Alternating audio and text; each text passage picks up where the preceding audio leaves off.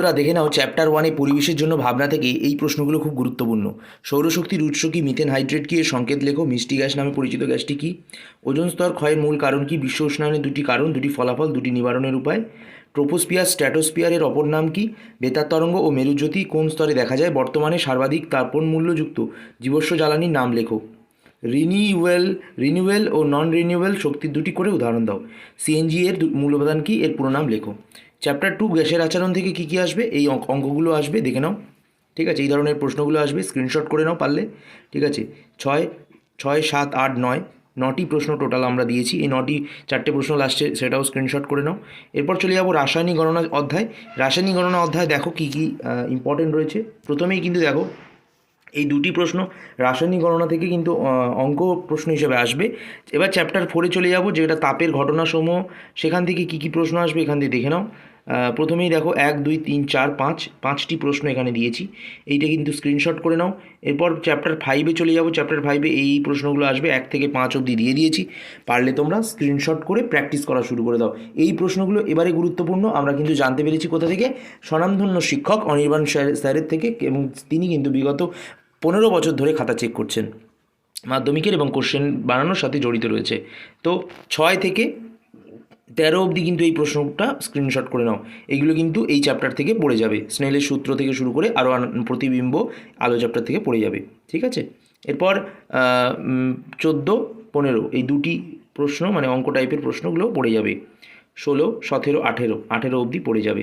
ঠিক আছে, এগুলো গেল ছোটো প্রশ্ন। এবার চ্যাপ্টার 1 চলতরির থেকে কিছু এসএকিউ প্রশ্ন, বড় প্রশ্ন জেনে নিই। দেখো এই প্রশ্নগুলো 1 থেকে 8 অবধি প্রশ্নগুলো স্ক্রিনশট করে নাও। এই প্রশ্নগুলো তোমাদের আসবে।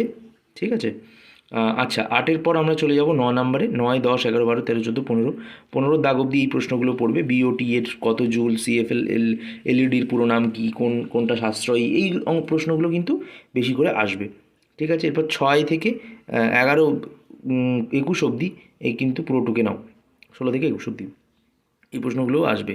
এরপর আমরা চলে যাব 21-এর পর, 1 সেকেন্ড, চ্যাপ্টার নম্বর 7 পরমাণু নিউক্লিয়। ঠিক আছে, সেখান থেকে এই প্রশ্নগুলো আসবে। 1 থেকে 7 অবধি টুকে নাও। 1 থেকে 7 অবধি এই প্রশ্নগুলো খুব গুরুত্বপূর্ণ। ঠিক আছে, 7-এর পর আমরা চলে যাব 8, 9, 10, 11 এই 4টে প্রশ্ন টুকে নেবে। চ্যাপ্টার 8-এ পদার্থের ভৌত ও রাসায়নিক ধর্ম রয়েছে, এবং এখান থেকে কী কী আসবে? মৌলের পর্যাবৃত্ত ধর্ম নয় এরূপ একটি ধর্ম, এই প্রশ্নগুলো কিন্তু আসবে। ঠিক আছে, ডোবেরেনিয়ার সূত্র, হ্যাঁ, হাইড্রোজেনকে দুষ্ট মৌল বলে কেন, তারপর মৌলের পর্যাবৃত্ত ধর্মকে একটু উদাহরণ দাও। এই প্রশ্নগুলো টুকে নাও খাতায়। আচ্ছা, এরপর আরও 4টি প্রশ্ন এইগুলো রয়েছে, টুকে নাও চ্যাপ্টার 8 থেকে। চ্যাপ্টার 9-এ চলে যাব, যেটার নাম আয়নীয় ও সমযোজী বন্ধন। এখান থেকে কোন প্রশ্নগুলো আসবে দেখে নিই। এই প্রশ্নগুলো আসবে লুইস ডট গঠনের। ঠিক আছে, এগুলো স্ক্রিনশট করে নাও। এরপর চ্যাপ্টার নম্বর 10, যেটার নাম তড়িৎ প্রবাহ রাসায়নিক বিক্রিয়া।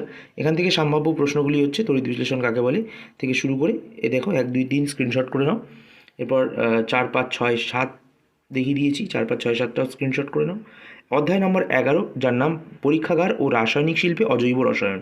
সেখান থেকে সম্ভাব্য প্রশ্নগুলি কী কী আসবে? 1, 2, 3, 4 এই প্রশ্নগুলি আসবে।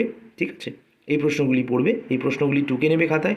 এরপর 5, 6 এবং 6-এর দাগের ক্ষেত্রগুলিতে কী ঘটে লেখো। এগুলো রয়েছে, নিচ থেকে উপরে যাচ্ছে স্ক্রিনে, স্ক্রিনশট করে নেবে।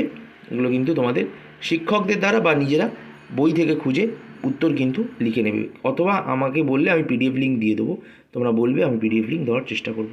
ঠিক আছে, নিচ থেকে উপরে যাচ্ছে অধ্যায় নম্বর 12, যেটার নাম ধাতুবিদ্যা। ধাতুবিদ্যা থেকে সম্ভাব্য প্রশ্নগুলি দেখো, ছোটো প্রশ্ন, বড় প্রশ্ন। দেখো বেশি বড় প্রশ্ন আসে না তো, 3 নম্বরের প্রশ্নগুলো আসে। 3 নম্বরের প্রশ্নগুলো দিয়ে দিয়েছি। নিচ থেকে উপরে যাচ্ছে স্ক্রিনে, ভিডিও পজ করে কিংবা স্ক্রিনশট করে নিয়ে লিখে নিতে পারো। ভিডিও পজ করে স্ক্রিনশট করতে পারো, অথবা ভিডিও পজ করে লিখে নিতে পারো পরপর। এবার অধ্যায় নম্বর 13, যার নাম জৈব রসায়ন। সেখান থেকে সম্ভাব্য প্রশ্নগুলো, নিচে কার্যকরী গ্রুপগুলির নাম লিখতে হবে, যেগুলোর মধ্যে এইগুলো আসবে। ঠিক আছে, আইইউপিএসির নাম লেখো। এইগুলো কিন্তু প্রশ্ন খুব গুরুত্বপূর্ণ। পিভিসির পুরো নাম, পিভিসি ও টেফলনের মনোমার কী। ঠিক আছে, এই প্রশ্নগুলো কিন্তু খুব গুরুত্বপূর্ণ বলে মনে করা হচ্ছে। ঠিক আছে, কী ঘটে লিখতে হবে। ওকে, সমগণীয় শ্রেণী কী, হ্যাঁ, বায়োডিগ্রেডেবল, নন বায়োডিগ্রেডেবল প্রাকৃতিক পলিমারের উদাহরণ দাও। অজৈব থেকে জৈব যৌগের একটি উদাহরণ দাও। প্রোপালেন ও বিউটানোনের সংকেত লেখো।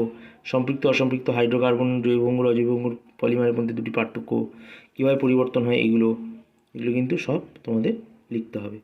ঠিক আছে, আর ছাত্রদের প্রতি একটাই কথা বলবো, রুটিন করে পড়াশোনা করো, একটু সকাল সকাল উঠে পড়ো, 5 থেকে 10 মিনিট কিন্তু তোমরা একটু মেডিটেশন করে নেবে, পর্যাপ্ত পরিমাণে জল খাবে, ঠিক আছে? সহজ পাচ্য খাদ্য খাবে, মানে পরীক্ষাকালকে ভৌতবিজ্ঞান এবং মাংস বা অন্যান্য জাতীয় যেগুলো একটু ভারী খাবার সেগুলো খাবে না, হালকা ডাল ভাত খাবে। মক টেস্ট, সেলফ এভ্যালুয়েশন জোর দিতে হবে, অর্থাৎ তোমরা যে এই প্রশ্নগুলো দিলে এগুলো ভালো করে পড়ে একবার লেখার চেষ্টা করো, বেশিক্ষণ তো লাগবে না। আর নম্বর বাড়ানোর উপায় হচ্ছে একটু বড় বড় করে পরিষ্কার করে লেখো, মার্জিন টানবে খাতায়, প্রতিটি কোশ্চেনের মার্কিং আনসার একবারই লিখবে, মন মতো না হলে পুনরায় লেখা যেতে পারে, সেক্ষেত্রে পূর্বে আনসারটি মার্জিন টেনে রেখে দাও।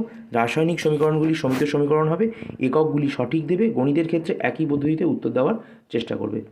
আর অভিভাবকদের প্রতি বলবো, আপনারা উৎসাহ, প্রত্যাশার চাপ ও মোবাইল নিয়ন্ত্রণ, এই তিনটি কিন্তু অবশ্যই একটু